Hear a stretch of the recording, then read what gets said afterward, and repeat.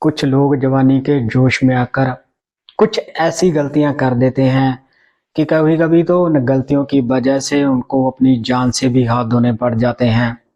बिल्कुल ऐसा ही होता है आज की सच्ची घटना में भी। आदाब, नमस्कार, सत श्री अकाल। दोस्तों, बहुत-बहुत स्वागत है आपका सीएचडी क्राइम सफर के एक नए एपिसोड में। मैं उम्मीद करता हूँ आप सब ठीक-ठाक होंगे। दोस्तों, आज की जो सच्ची घटना मैं आपको सुनाने जा रहा हूँ वो उत्तर प्रदेश से है। उत्तर प्रदेश में ही एक जिला पड़ता है कानपुर, और इसी कानपुर के अंदर एक थाना पड़ता है पनकी, और इसी पनकी के अंदर एक इलाका पड़ता है गंगागंज। इसी गंगागंज में रहने वाला शंभू सिंह, पत्नी का नाम तारावती। शंभू सिंह के टोटल 2 बेटे हैं, जिनमें बड़े बेटे का नाम मोहित और छोटे बेटे का नाम दीपक है। दीपक जिसकी उम्र है लगभग 28 साल। शंभू सिंह की मौत कुछ साल पहले ही हो चुकी है, और शंभू सिंह की मौत होने के बाद घर की सारी जिम्मेवारी घर के दोनों बेटों पर आ जाती है। और घर की जिम्मेवारी को संभालते हुए घर का बड़ा बेटा मोहित अपने इलाके में ही एक प्राइवेट कंपनी में जॉब पर लग जाता है, और कुछ महीने बाद वो अपने छोटे भाई दीपक को भी अपने साथ ही जॉब पर लगवा देता है। और अब मोहित और दीपक अपनी मां के साथ एक खुशहाल जिंदगी व्यतीत करने लगते हैं। ये बात है 13 जनवरी 2023 की, जब रात के लगभग 10 बजे मोहित और दीपक अपनी मां के साथ खाना खाने के बाद सोने की तैयारी कर रहे होते हैं। तभी दीपक के मोबाइल पर किसी की कॉल आती है, और दीपक उसके साथ बात करता हुआ अपने घर से बाहर निकल जाता है। और जब दीपक अपने घर से बाहर निकलता है तभी दीपक की माँ उसे देख लेती है। दीपक की माँ अपने बेटे से कहती है कि रात के 10 बज चुके हैं, तूने खाना भी खा लिया है, अब तुझे सो जाना चाहिए। इतनी रात को तू कहाँ बाहर जा रहा है। इस पर दीपक अपनी माँ से कहता है कि मेरे किसी दोस्त का फोन आया है, उसे मेरे साथ कोई काम है, बस मैं यूं गया और यूं आया। अब दीपक घर से चला जाता है, मगर उसके घर से जाने के बाद उसकी माँ उसका इंतजार करती रहती है। और देखते ही देखते रात के 12 बज जाते हैं, और जैसे ही रात के 12 बजते हैं तब दीपक की माँ परेशान होकर अपने बड़े बेटे मोहित के पास जाती है। अब दीपक की माँ मोहित से कहती है कि दीपक अभी तक घर नहीं लौटा है, मुझे उसकी चिंता हो रही है। जैसे ही ये बातें मोहित सुनता है तब मोहित अपने भाई दीपक के मोबाइल पर उसे कॉल करने की कोशिश करता है, लेकिन दीपक का नंबर तो स्विच ऑफ बता रहा था। अब मोहित इतनी रात को करे भी तो क्या करे, इसीलिए माँ बेटा दोनों दीपक के आने का इंतजार करते रहते हैं, और देखते ही देखते पूरी रात ऐसे ही निकल जाती है। और जैसे ही अगली सुबह होती है, यानी कि 14 जनवरी 2023 की, तभी सुबह के 6 बजे ही इनके घर के डोर की बेल बजती है। और जब मोहित घर का दरवाजा खोलता है तब वो देखता है कि घर के पास ही रहने वाला राजू नाम का एक लड़का उसके सामने खड़ा था। राजू डर के मारे थर-थर कांप रहा था। राजू मोहित से कहता है कि आज सुबह जब मैं घर के पास वाले खाली प्लॉट में कचरा फेंकने के लिए गया था, तब वहां पर मैंने एक डेड बॉडी को देखा है, और वो डेड बॉडी मुझे दीपक की लग रही है। मोहित जब ये बात राजू से सुनता है तब वो नंगे पैर ही दौड़कर उस खाली प्लॉट में पहुंच जाता है। मोहित वहां पर जाकर देखता है कि वहां पर पहले से ही लोगों की काफी भीड़ जमा हो चुकी थी। मोहित जब अपने भाई दीपक की लाश को देखता है तब जोर जोर से चीखना चिल्लाना शुरू कर देता है।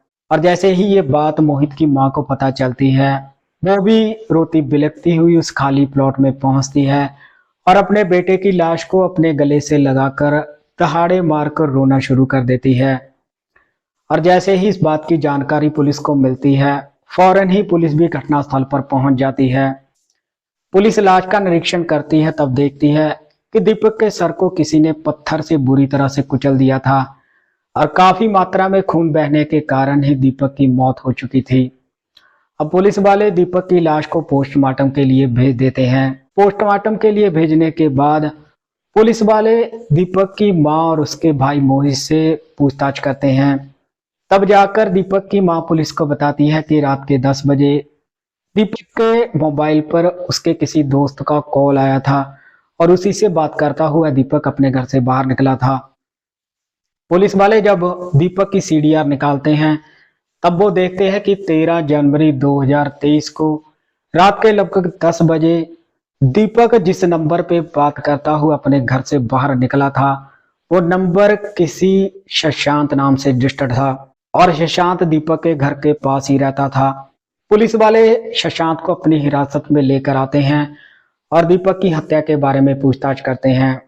इस पर शशांत पुलिस से कहता है कि दीपक तो मेरा बेस्ट फ्रेंड था और उस रात दारू पीने के लिए मैंने ही उसे कॉल करके बुलाया था और उस रात दीपक के साथ हमारे 3 दोस्त और भी मौजूद थे जिनके नाम जैकी, जीतू और सतिंदर हैं और वो तीनों ही सके भाई भी हैं। अब पुलिस वाले जैकी, जीतू और सतिंदर से भी पूछताछ करते हैं।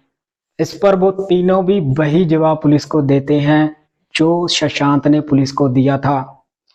देखते ही देखते 5 दिन बीत जाते हैं लेकिन पुलिस के हाथ में कोई भी सुराग नहीं लग रहा था। अब पुलिस वाले अपने खबरियों को भी काम पर लगा देते हैं। 19 जनवरी 2023 को एक खबरी पुलिस के पास पहुंचता है और वो पुलिस से कहता है कि सर, हमारे ही इलाके में एक आशा नाम की महिला रहती है जिसकी उम्र है लगभग 34 साल और आशा का एक ही बेटा है जिसका नाम गोलू है जिसकी उम्र 15 साल है। आप आशा से पूछताछ करिए। पुलिस वाले अब आशा को अपनी हिरासत में लेकर आते हैं और दीपक की हत्या के बारे में पूछताछ करते हैं लेकिन आशा पुलिस से साफ साफ मना करती है। वो कहती है कि मुझे नहीं पता है कि दीपक को किसने मारा है। लेकिन पुलिस वाले एक ऐसा सबूत आशा के सामने रखते हैं जिसके कारण आशा टूट जाती है और सच्चाई कबूल कर लेती है। आशा जिसकी उम्र है लगभग 34 साल, आशा के पिता का नाम है चंद्रिका सिंह और मां का नाम है नीतू। चंद्रिका सिंह के टोटल 2 बच्चे हैं जिनमें एक बेटी और एक बेटा है। बेटे का नाम दयानंद और बेटी का नाम आशा है। चंद्रिका सिंह एक गरीब परिवार से ताल्लुकात रखता है और उसने एक प्लास्टिक की दुकान खोल रखी थी। उसी से कमाई करके वो अपने घर का गुजारा करता था। आशा जिसने अपने इलाके में ही इंटर तक की पढ़ाई कर रखी थी, वो आगे भी पढ़ना चाहती थी लेकिन घर की माली हालत खराब होने की वजह से वो आगे नहीं पढ़ पाती। आशा दिखने में काफी खूबसूरत थी। अब जैसे ही आशा जवानी की दहलीज पर अपने कदम रखती है तभी उसके पिता चंद्रिका सिंह को उसकी शादी की फिक्र सताने लगती है और वो आशा की शादी करने के लिए एक लड़के की तलाश करनी शुरू कर देता है और उसकी ये तलाश जल्द ही पूरी हो जाती है जब उसे गंगागंज का रहने वाला बाबू सिंह मिल जाता है। बाबू सिंह वैसे तो औरैया का रहने वाला था लेकिन वो गंगागंज में अकेला ही रहता था और फेरी का काम करता था। बाबू सिंह फेरी लगाकर दरी चटाई वगैरह बेचता था और ठीक ठाक पैसे कमा लेता था। चंद्रिका सिंह बाबू सिंह को पसंद करने के बाद उसकी शादी अपनी बेटी आशा के साथ करवा देता है और शादी होने के बाद आशा बाबू सिंह के साथ खुशी खुशी अपनी जिंदगी व्यतीत करने लगती है और देखते ही देखते इनकी शादी को 5 साल बीत जाते हैं। इन 5 सालों में आशा एक बेटे को जन्म देती है जिसका नाम गोलू रखा जाता है। अब जैसे ही कुछ साल और बीतते हैं तब बाबू सिंह को एक बीमारी लग जाती है और उसी बीमारी की वजह से बाबू सिंह की मौत भी हो जाती है। अब बाबू सिंह की मौत होने के बाद आशा की जिंदगी में काफी मुश्किलें आ जाती हैं, इसीलिए वो घर का गुजारा चलाने के लिए मार्केट में एक दरी चटाई बेचने की दुकान खोल लेती है। उसी से वो ठीक ठाक पैसे कमाकर अपने घर का गुजारा करती है और अपने बेटे का पालन पोषण भी करती है। इधर दीपक जो 28 साल का कुंवारा था वो बन-ठन कर अपने दोस्तों के साथ घूमता था। दीपक प्राइवेट कंपनी में जॉब करके ठीक ठाक पैसे कमा रहा था। दीपक को अपने इलाके में हर कोई जानता था। जब भी आशा को कोई तंग परेशान करता था तब वो दीपक के पास ही जाती थी मदद मांगने के लिए और दीपक भी आशा की हर तरह की मदद करने के लिए हर समय तैयार रहता था। दीपक जो कि आशा से 6 साल छोटा था वो आशा को भाभी कहकर बुलाता था और देवर भाभी का नाता होने के कारण इन दोनों में काफी हंसी मजाक भी चलता था। और हंसी मजाक चलते चलते इन दोनों में अवैध संबंध बन जाते हैं। और जब भी दीपक का मन करता था तब तब वो आशा से मिलने के लिए जाया करता था। और जैसे ही आशा का बेटा गोलू 15 साल का हो जाता है तब वो दुकान पे बैठना शुरू कर देता है और आशा घर में रहने लगती है। और अब आशा और दीपक को मुलाकात करने में कोई भी दिक्कत नहीं थी, क्योंकि आशा घर में अकेली ही रहती थी। और जब भी दीपक का मन करता था तब तब वो आशा से मुलाकात करने के लिए उसी के घर में चला जाया करता था। लेकिन जब भी गोलू अपने दोस्तों के पास बैठता था तब उसके दोस्त उसे दीपक का नाम लेकर चिढ़ाया करते थे। गोलू के दोस्त गोलू से कहते थे कि दीपक का तुम्हारी माँ के साथ क्या रिश्ता है, क्यों वो तुम्हारे घर में आता जाता है। इस पर गोलू को लगता था कि उसके दोस्त जानबूझकर उसके साथ मजाक कर रहे हैं, वो उसे चिढ़ा रहे हैं। लेकिन कहीं ना कहीं गोलू का माथा ठनक जाता है और वो सच्चाई पता करने की कोशिश करता है। और एक दिन जब गोलू अपनी दुकान से अचानक अपने घर पहुंचता है तब वो अपनी माँ आशा और दीपक दोनों को ही आपत्तिजनक हालत में देख लेता है।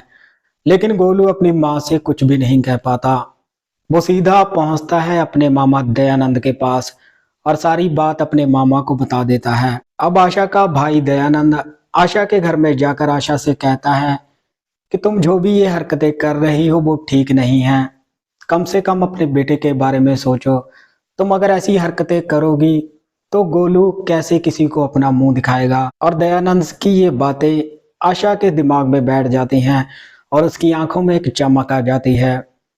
आशा अपने दोनों हाथ जोड़कर अपने बेटे गोलू और अपने भाई दयानंद से अपनी गलतियों के लिए माफी मांगती है और वो अपने भाई से वादा करती है कि वो आइंदा से कोई भी ऐसी हरकत नहीं करेगी जिसकी वजह से गोलू और उसके भाई को शर्मिंदा होना पड़े। लेकिन दूसरे दिन ही दीपक आशा से मिलने के लिए उसके घर पहुंच जाता है और आशा अब दीपक को मना करते हुए कहती है कि हमारे संबंधों के बारे में मेरे बेटे गोलू और मेरे भाई दयानंद को पता चल गया है, इसीलिए मैं ये रिश्ता आगे नहीं रखना चाहती। लेकिन दीपक आशा को ब्लैकमेल करते हुए उसे कहता है कि अगर तुम मेरी बात नहीं मानोगी तब मैं तुम्हें बदनाम करके तुम्हारी इज्जत की पूरे इलाके में धज्जियां उड़ा दूंगा। और अब ब्लैकमेल करके दीपक जबरदस्ती आशा के साथ संबंध बनाता है। अब इस सिलसिले को जब 3 से 4 दिन बीत जाते हैं फिर से दीपक अपनी वही हरकत दोहराता है और आशा अब इसके बारे में अपने भाई दयानंद से बात करती है। तभी दयानंद गुस्से में आकर दीपक को सबक सिखाने का फैसला करता है और सबसे पहले दयानंद दीपक के दोस्तों के साथ उठना बैठना शुरू करता है। उसके दोस्तों के साथ वो शराब वगैरह पीकर उनके साथ दोस्ती पक्की कर लेता है और दयानंद एक षड्यंत्र रचता है। उसी षड्यंत्र के तहत 13 जनवरी 2023 को रात के लगभग 10 बजे वो शशांक को कॉल करके शराब पीने की पार्टी की बात करता है। दयानंद शशांक को कहता है कि आज पार्टी मैं दूंगा, तुम शराब पीने के लिए खाली प्लाट में आ जाओ और अपने बाकी दोस्तों को भी अपने साथ लेकर आओ। शशांक जैकी, जीतू और सतेंद्र को भी फोन करता है। लेकिन जब दीपक वहां पर नहीं पहुंचता तब दयानंद शशांक को कहता है कि तुम दीपक को भी बुला लो। तभी शशांक दीपक को कॉल करके वहां पर शराब पीने के लिए बुला लेता है। अब ये सभी लोग मिलकर वहां पर जमकर शराब पीते हैं और षड्यंत्र के तहत दयानंद ने पहले ही आशा और अपने भांजे गोलू को झाड़ियों के पीछे छुपा कर रखा था। और जब सभी लोग शराब पीने के बाद अपने घरों के लिए निकलते हैं तभी गोलू, आशा और दयानंद दीपक को एक सुनसान जगह पर घेर कर उसके ऊपर हमला कर देते हैं। ये तीनों मिलकर पहले तो दीपक की बुरे तरीके से मारपीट करते हैं और मार पिटाई करने के बाद वो एक पत्थर लेकर दीपक का सर कुचल देते हैं, जिसकी वजह से दीपक की वहीं पर मौत हो जाती है। पुलिस वाले जब आशा की ये कहानी सुनते हैं तब आशा की तहरीर पर ही बाकी के दोषियों को भी अपनी हिरासत में लेकर आते हैं और उनके ऊपर मुकदमा चलाकर उन्हें जेल में भेज देते हैं। इस पूरे घटनाक्रम के बारे में आप अपनी राय कमेंट सेक्शन में जरूर रखिएगा। इस घटनाक्रम को सुनाने का मकसद किसी को परेशान करना या दुखी करना नहीं था, बल्कि आप सबको जागरूक करना है, आपको सुचेत करना है। तो मिलते हैं किसी और क्राइम की कहानी में, सच्ची घटना में। तब तक आप अपना ख्याल रखिएगा, सतर्क रहिएगा। जय हिंद।